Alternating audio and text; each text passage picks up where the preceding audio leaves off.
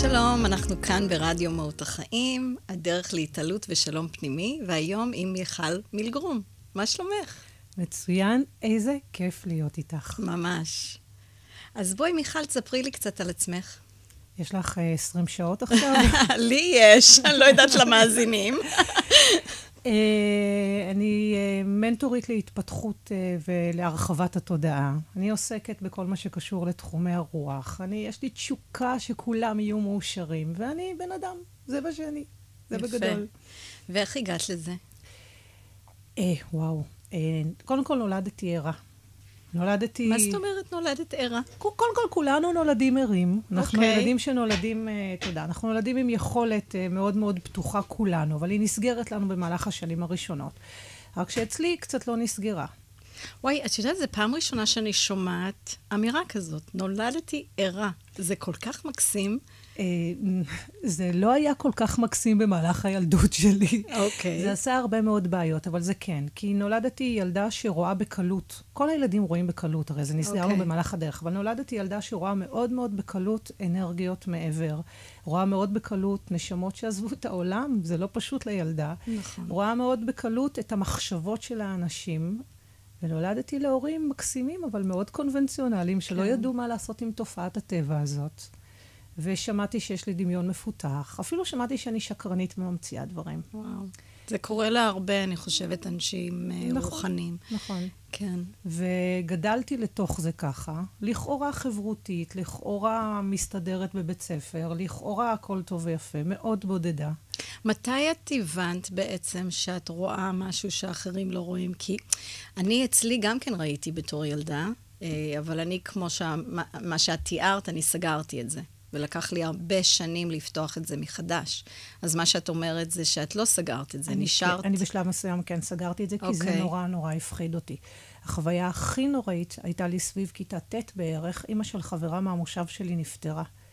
ואני הגעתי לראשונה לבית קברות, כי לא הייתה לי סיבה לפני זה להגיע לבית קברות, והגעתי לבית קברות, וכנראה ברגע שהיה מעמד הגבורה, כמובן נעמדתי במקום הראשון מהפחד והסקרנות המשולב, ופשוט הרגשתי אותה מדברת איתי, וזה היה נורא מוחשי. וחשבתי שאני ממציאה. זאת אומרת, לא הייתה לי שום לגיטימציה, זה המצאות, זה לא בעולם שלי בכלל. והיא ניסתה לתקשר איתי בכל מיני סימנים, כי בדרך כלל אנשים שעוזבים את העולם, יש להם איזשהו משהו לא פתור, מחפשים את האנשים הפתוחים יותר. נכון. דרך אגב, זה קרה לי המון שנים, ובאמת היה לי גם כן קושי להעביר את המסרים, אבל אני כבר הייתי בוגרת, וכבר הייתי מודעת לזה, אז היה לי יותר קל, אבל בתור ילדה, זה קשה. אני הייתי בבעלה, לא היה לי שום משהו מקדים לקראת זה, כל הזמן חשבתי שאני ממציאה את כל הדברים האלה. וזה הגיע לרמה כזאת שאמרה לי, אני אוכיח לך. בואי תתקשרי אליי הביתה, אלינו הביתה. עכשיו, אנחנו מדברים על תקופה שלא היה פלאפונים, היה בזק, ואני מתקשרת אליהם הביתה, והם לא החליפו את ההודעה שלה במזכירה כבר כמה חודשים אחרי שנפטרה. ואז אני שומעת את הקול שלה, שלום, הגעתם למשפחת ככה וככה, ואני חטפתי בעלה, והיא אומרת לי, האם זה מספיק? האם זה מספיק בשבילך? אבל אני לא יכלתי להתמודד עם זה. אני פשוט צרחתי בכל הרמות שאני לא יודעת מה לעשות עם זה, וזה פשוט נסגר, אבל זה היה מגיע בתוך סיוטים בלילה.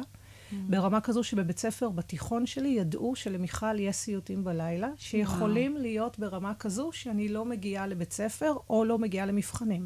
עכשיו, כמובן שניצלתי את זה לטובתי, כן? שזה כבר ככה מעניין. אבל אז גיליתי את בריאת המציאות. באותה תקופה התחלתי לשחק עם זה. הייתי מגלה שאם אני ממש מתאמצת, ומחליטה שאין מבחן, המורה חולה, ואין מבחן. ממש הייתי משחקת עם הלוח מבחנים, אבל... אז אנחנו יודעים היום שאנחנו בוראים מציאות, אז אנחנו רוצים שכולם יהיו בריאים ומאושרים ובהרמוניה. ברור, ואני גם יודעת שאני לא יכולה לגרום לאף אחד להיות חולה, אלא אם כן זה מתאים לאיזשהו תסריט שלו, אבל בתור נערה זה היה כאילו פלא פלאים. עכשיו, לא היה לי למי לספר, כי אני גם ככה כבר ממציאנית, שקרנית, עם דמיון מפותח. זה היה, אם הייתי מנסה לספר את זה למישהו, היו אומרים שאני שחצנית או כל דבר אחר, זו הייתה תקופה מאוד ארוכה של בדידות. ואז הגעתי לצבא. בצבא בכלל לא היה על מה לדבר עם זה, ובמהלך הצבא עברתי לגור בתל אביב בפלורנטין, ושם נפתחו לי השמיים. כי שם הכרתי איזה חברות שפתאום זה לא היה מילים גסות לדבר ככה. ועברתי שם איזושהי חוויה שאלוהים דיבר איתי, ובאותה שנייה הבנתי שאני לא כזו... לא כזו הזויה. לא כזו הזויה. אוקיי. אבל גם אז לא ידעתי על זה כלום. הגעתי לעולם הרוח דרך הטארות, רציתי לדעת האם הוא יתקשר אליי כן או לא. זה מה שעניין אותי, אז קניתי חבילת קלפים, התחלתי לחקור בעצמי, וככה זה היה הדרך שכאילו התחלתי את המקום דרך המיסטיקה, והתחלתי לנוע יותר ויותר ויותר, עד שמהר מאוד הבנתי שלנבא עתידות זה... אבל אז בעצם עברת את זה די לבד. זאת אומרת, לא הלכת לכל... כי אני למשל 40 שנה של ממורה למורה, לשיטה, לספר, ממש חקרתי את הנושא לעומק, וכל אחד מהשיטות וכל אחד מהמורים, אני ממש חקרתי שנים, וזה הדרך שאני חוויתי את ההתפתחות ואת ההתעלות ואת בוא נגיד לזה, הערה או חיבור או מה שתקראי לזה. אבל את אומרת שדי עשית את זה עם עצמך. אני לא הבנתי שיש אופציה כזאת. אני לא הבנתי שיש אופציה כזאת. אני לא חייתי במקום שהיה לזה לגיטימציה. תקשיבי, אמא שלי יש לה אחות אחת, כמו פולנים, ואחותה במקרה, בוא נגיד לא בדיוק בקו ובמקרה גם עוסקת באסטרולוגיה. זאת אומרת, הקישור הזה בבית, בזמנו, היום זה משהו אחר, אבל הקישור הזה בבית היה שזה תחומים שהם כאילו...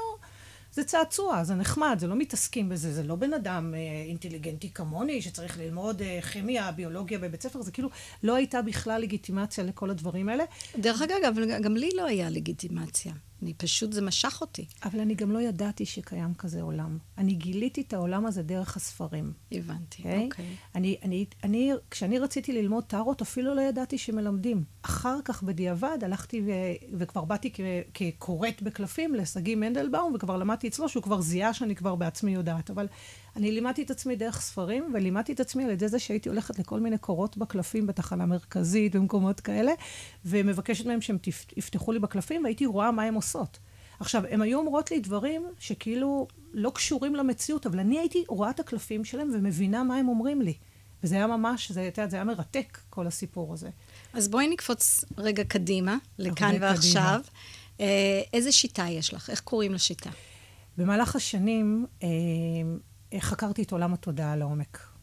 הבנתי שמבחינתי לפחות הכל מתחיל ונגמר בתודעה, ונוצרה שיטה שנקראת מטה-פילינגס. מה שנקרא מעבר לרגשות. אוקיי? כשמטרת השיטה היא בעצם לעסוק בהרחבת התודעה.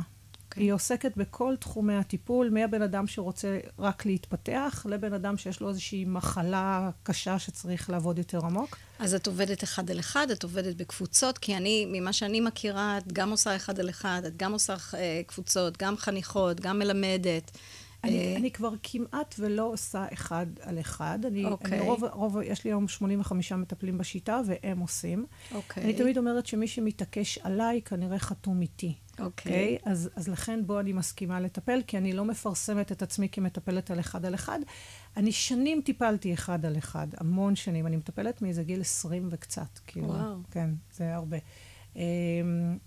אני בעיקר מלמדת, אני נורא אוהבת ללמד. אני רוצה שכולם יהיו מאושרים, אני רוצה להראות להם איך עושים את זה.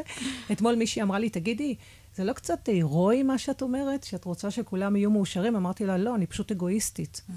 אז היא אמרה לי, איך יכול להיות שאת רוצה שכולם יהיו מאושרים ואת אגואיסטית? אמרתי לה, אני אגואיסטית, כי אם המורה של הבת שלי תהיה מאושרת, אז לבת שלי יהיה יותר פשוט, ואם המחנכת של הבן שלי יותר, או כל בן אדם מסביבי יותר, יהיה לי יותר פשוט, וזה בעצם מה שעובד מאחורי המטה-פילינגס, כי הרעיון של המטה-פילינגס הוא לעזור לאנשים ללמוד משהו שאני קוראת לו המתמטיקה של הרגש. זה פשוט בעיניי נוסחה נורא פשוטה לאיך ללמוד לעבוד עם הרגש, לא להתעלם ממנו, גוף הרגש נורא חשוב, אבל איך להבין מה יושב בתחתית שלו, בבטן שלו, כאילו, ולראות איך לשחק עם זה, ומתוך כך להניע את החיים למקום אחר לגמרי, ולהיות מאושרים.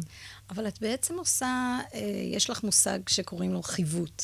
נכון. שזה בעצם משהו הרבה יותר אנרגטי מאשר רגשי. איך את מסבירה את זה? המטה-פילינגס עוסק בכל הגופים, הוא לא עוסק בגוף הרגש. בכלל, המטפלים שאני מכשירה הם מטפלים תודעתיים. אוקיי. המטפלים תודעתיים זה מכיל הכל, זה גם מכיל גם את העבודה האנרגטית, גם את העבודה המנטלית, גם את העבודה הרגשית. והפיזית. והפיזית, אוקיי. ברור, אוקיי, must, זה אחרת זה לא עובד. והחיווט נולד בעצם כאיזשהו פיתוח של השיטה. ופשוט קיבלתי הנחיה יום אחד, בגלל שאין לי סבלנות וטיפולים ארוכים. קיבלתי הנחיה, בואי, אפשר לעשות את זה בקצר יותר. הורידו לי בתקשור טכניקה, והיא פשוט עושה עבודה אנרגטית. אי אפשר לעשות עבודה בלי עבודה אנרגטית, כי אי אפשר להתעלם, אפשר לעבוד על גוף הרגש מלא זמן, פסיכולוגיה עובדת עליה, אבל אם אתה לא עושה את העבודה האנרגטית במקביל, זה לא יעבור. תראה, זה נורא מעניין. פעם ראשונה שאני הכרתי אותך, אני בעצם ראיתי אותך, צץ לי בפייסבוק. עכשיו, לי אין פייסבוק עדיין. זה משהו שאני מתכננת לעשות, שזה מצחיק. אני שאני אהיה גדולה. כן, כי אני נמנעתי מזה, אבל כן היה לי פייסבוק להתחבר לארגונים רוחניים, יותר ארגונים רוחניים בארצות הברית. Collective Consciousness, Empaths, Enlightened, Light Workers, כל מיני כאלה דברים שמסרים שזה מעניין, כי אני מקבלת איזה מסר, ואחר כך אני מסתכלת בעולם, וזה מדהים לראות את התודעה הקולקטיבית, ולראות שאנחנו כולנו מגיעים עוד שלב לאותו מקום. מתקדמים ביחד. סינכרון. בדיוק, הסינכרון.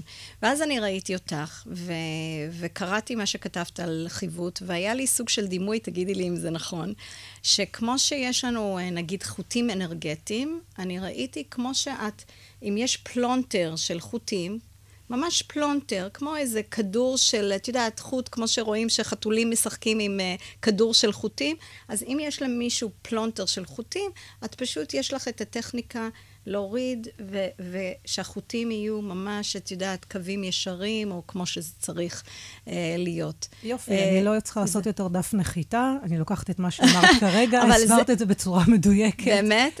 זה מה שראיתי בדמיון שלי, ואמרתי, וואי, זה מדהים הדבר הזה. כי כשהחיווטים הגיע, זו הייתה תקופה שנכנסו עוד גלים של אנרגיה, ואנשים הגיע בערך לפני 2 ואנשים פשוט התהפכו.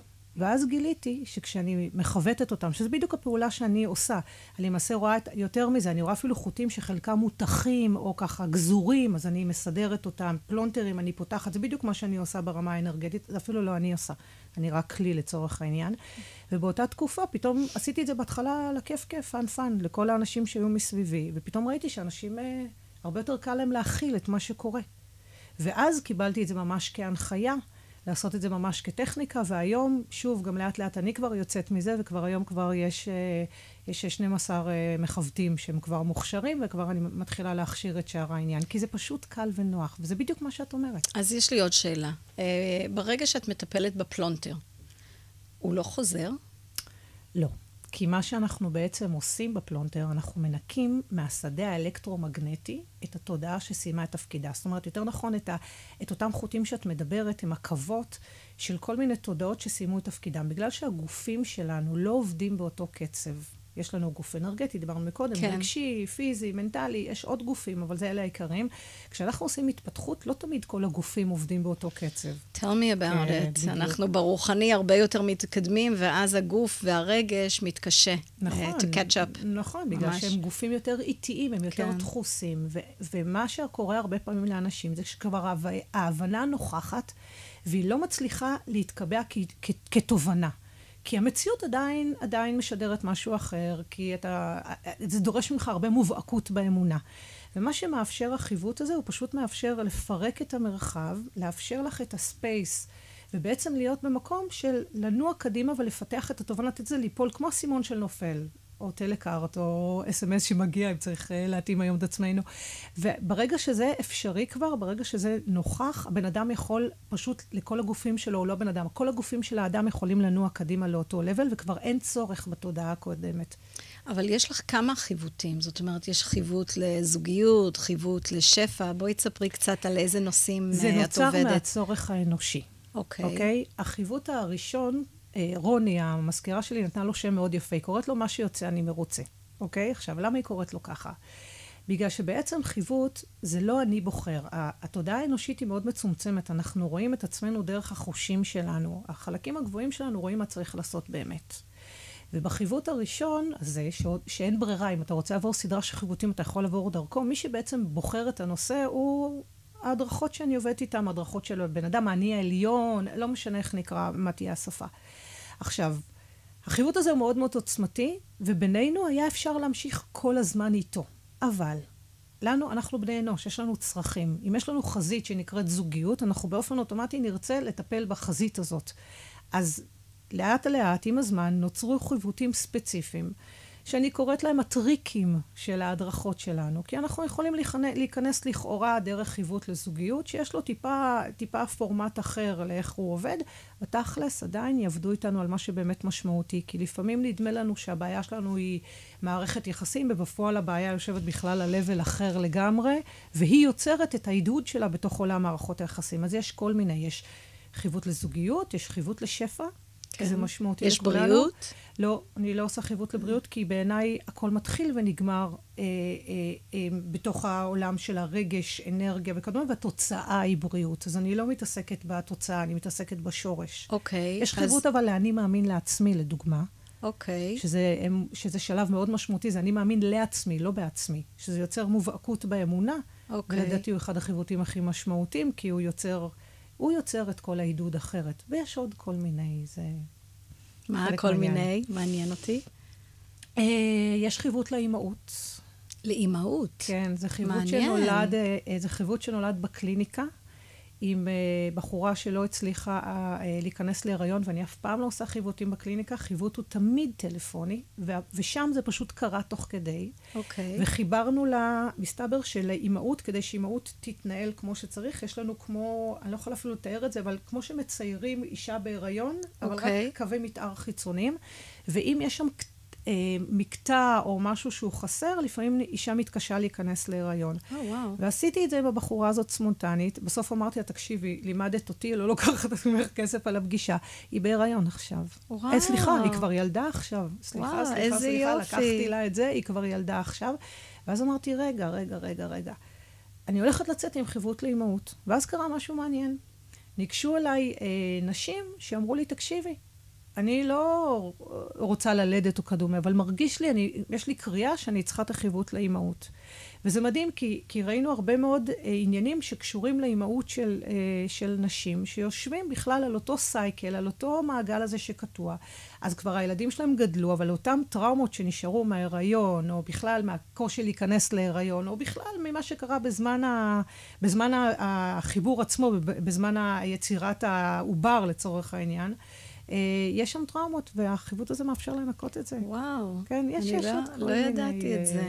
יש לי סודות, יקירה. כן, לא, זה מאוד מעניין. יש, כל פעם יוצאים כל מיני חיווטים אחרים. עכשיו, לדוגמה, יוצא חיווט חדש. בגלל שאני מוציאה את הסדנה שנקראת פורצי התודעה, אז קיבלתי ממש, לאנשים שיוצאים, קיבלתי חיווט לפורצי התודעה. אל תשאלי אותי עוד איך הוא מתבצע, כי עוד לא עשיתי אותו, ממש חיווט חדש שמאתגרים עכשיו. כשעושים את החיווטים האלה, יש חיווטים גבוהים יותר.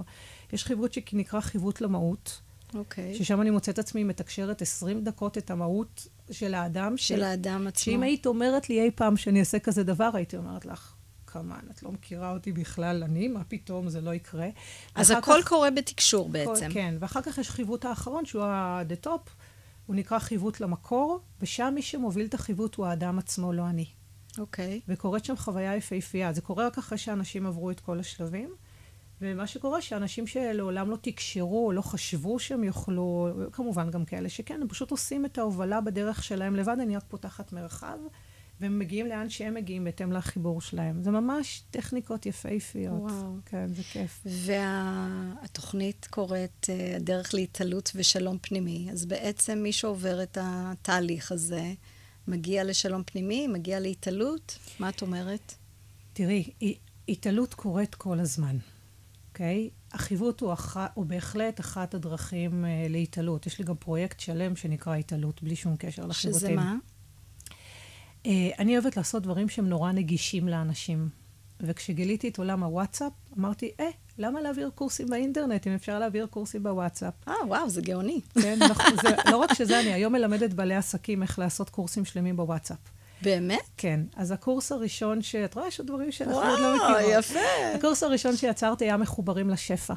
קיבלתי קריאה שלא יכול להיות, שדווקא אנשי האור הם אלה שאין להם כסף. נכון. ושהם חייבים לנקות את כל התודעות האלה של הסיפור הזה של אין לי כסף. זה חייב די, זה לא הולך ביחד. הם לא יכולים להיות אלה שמובילים את העידן החדש, ומצד שני להיות כל הזמן בהישרדות. זה בא מהישרדות, רציתי להגיד. כן. ומתודעת הנזיר. כי פעם כשהיינו בגלגולים אחרים, נזירים, אז היינו צריכים להימנע משפע, זה לא היה הולך ביחד מחומר. ואז יצרתי פרויקט, עשיתי אותו בצורה, זה לא אני, זה היה תקשור, אבל זה היה פשוט גאוני, כי עשיתי אותו בסך הכל 3 שלבים בוואטסאפ. שברתי שם כל התנגדות כלכלית, כי עשיתי אותו שלב ראשון 120 שקל. שלב שני 80, שלב שני 200, ככה שכל התהליך עצמו 400, ואתה גם לא משלם מראש. אתה כל פעם עושה שלב בשלב. ובכל שלב הם עושים פשוט תהליך שספציפי לשלב, לדוגמה, מדיטציה של תרגול של 21 יום, להרחבת החלת השפע. שלב 2 בנוי ממדיטציות מלזהות את האמונות המכשילות, שנמצאות בתוך התת מודע. שלב שלישי בנוי על לרפא אותם.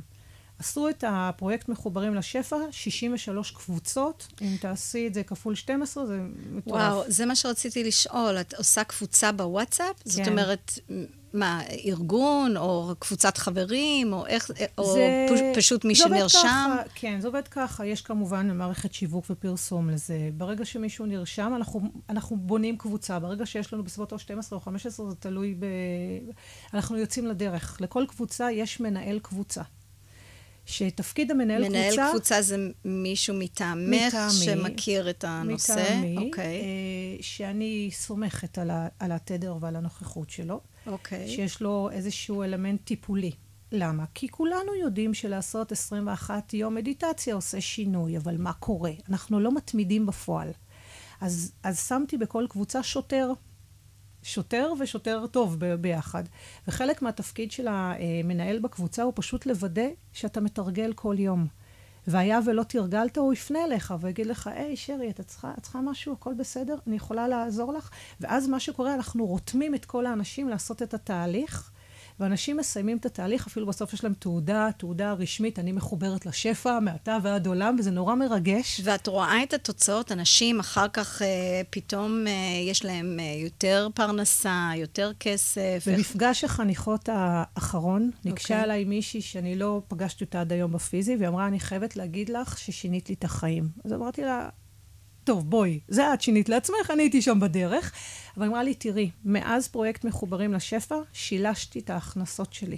וואו. אוקיי? עכשיו, אחד הדברים שאני נותנת לעשות, בגלל שאני יודעת, תראי, אנשים בתוך זה לוקח 3 חודשים. אז אנשים בתוך פרויקט מחוברים לשפע, הם נורא אינטואיט. ולוקח זמן אחר כך במציאות טיפה לתוצאות. אז קודם כל יצרתי את מועדון מחוברים לשפע, שזה מועדון הכי אקסקלוסיבי בעיר, כיף שם. הוא עולה 30 שקל לחודש, שוב, בכוונה מחירים שלא תהיה התנגדות, ומצד שני אני כן משלם משהו, כדי ליצור איזושהי מחייבות. שם אני מעלה תרגילים, אוקיי? לא הייתי רוטשילד, איך היה נראה השבוע שלי, או הצערות. זה בטוח לי להיות בשפע. אנחנו ממש עוזרים לאנשים ליצור. יותר מזה, אם בן אדם רוצה לעשות את מחוברים לשפע שוב, הוא מקבל אותו בחינם, ולכן כן, יש תוצאות. וואו. בוודאי שיש תוצאות.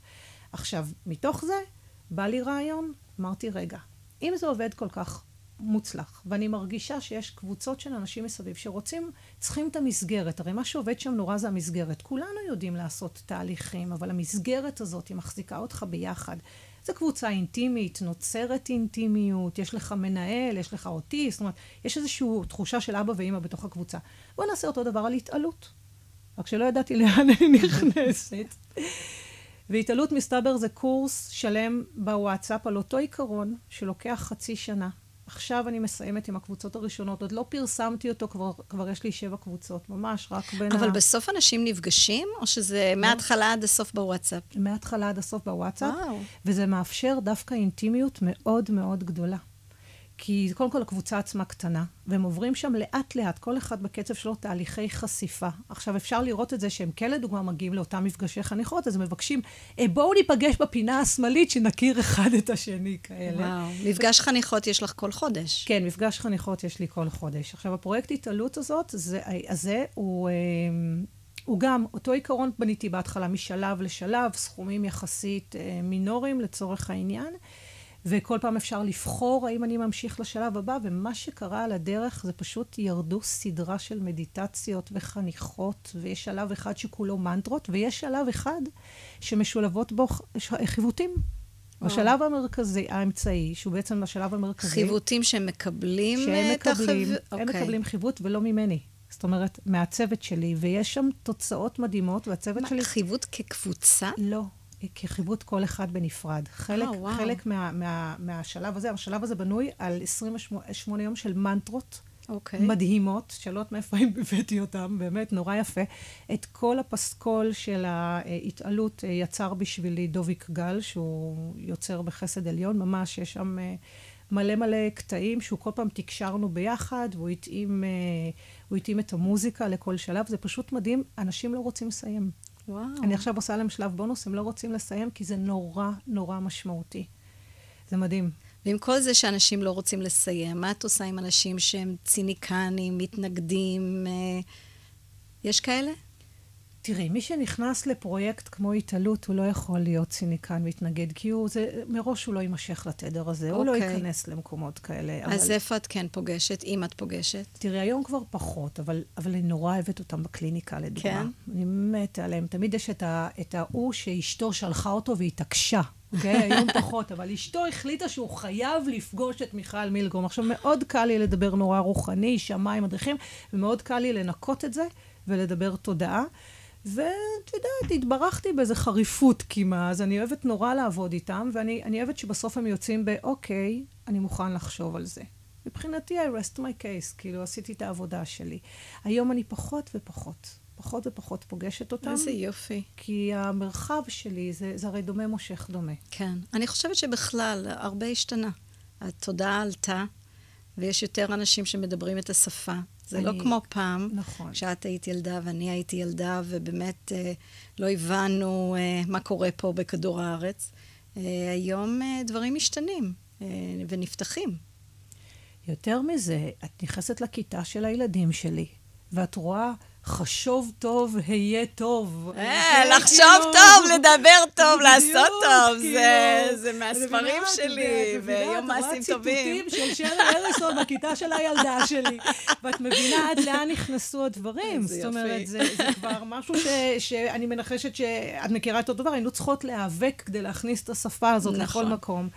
אבא שלי מדבר ככה היום. איזה יופי. אמא שלי, שפעם הייתה אומרת, זה ממש בזבוז, הילדה המחוננת שלנו לא עושה כלום, אנחנו חשבנו שהיא תהיה לפחות איזה פרופסור, והיום היא אומרת, מה זאת אומרת? הבת שלי היא מנטורית מאוד גדולה, אתה יכול לבוא, היא תעזור לך, כזה, כאילו, זה שינוי מאוד נרחב. איזה יופי. ויחד עם זאת, יש גם את האחרים, אבל אנחנו מפסיקים לפגוש אותם בשלב מסוים, כי הם הופכים להיות יותר ויותר קצוות, ויש את אלה שהתפקיד שלהם הוא לעבוד איתם, שלי כבר פחות. נכון.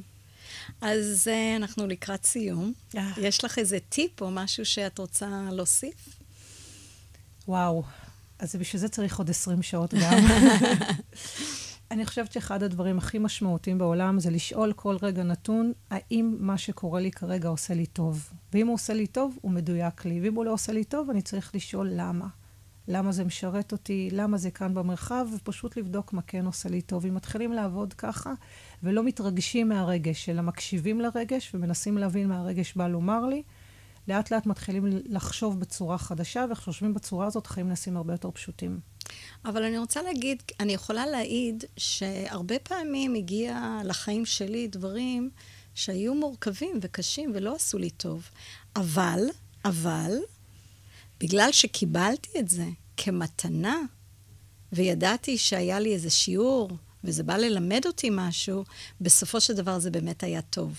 אבל לא טוב ברמה של האנושי, טוב לי, כיף לי, אלא ברמה היותר תודעתי, שאני מבינה שזה שיעור, ואני הולכת לעבור את השיעור הזה, ומפה אני אגדל ואני אצמח. מה את אומרת על זה? אנחנו גדלים בעידן הזה למושג שאני קוראת לו אלוהות ערה בגוף אנוש. אנחנו גדלים למקום של לחיות ביום-יום שלנו מתוך הפרספקטיבה הגבוהה. אנשים שהמודעות שלהם פתוחה, יכולים במקביל כבר לעבוד על שתי רמות. כן, לכאוב את הכאב, אנחנו בני אנוש, אי אפשר לקחת מאיתנו את הרגשות, אבל לדעת במקביל שמשהו בטוח מוביל את זה למקום אחר, שזה הכל משתבש לטובה, והידיעה הזאת מאפשרת את החיים שלנו כבר יותר פשוטים, נכון? נכון. אז זה חלק מהעניין, אז זה לעבוד כל הזמן דרך החלק האנושי, לתת לו ביטוי, אנחנו בני אנוש, כואב לי, אני בוכה, צובטים אותי, אני מצטבטת, אחרי הפעם המערכון הזה, אבל היכולת הזאת במקביל, גם לדעת שיש פרספקטיבה גבוהה, והכל קורה לטובתי, והכל מדויק, ומה שמשתבש, משתבש תמיד לטובתי. ואם אני חיה ככה, אז הרבה יותר קל לי לחיות תוך כדי תנועה כבר בפשטות, ולא רק בדיעבד, גם תוך כדי תנועה. אז זה עניין של שינוי פרספקטיבה. נכון. כמו הכל בחיים, תודה. נכון. תודה, מיכל. תודה לך, אני אוהבת אותך מלא. גם אני אוהבת אותך מלא.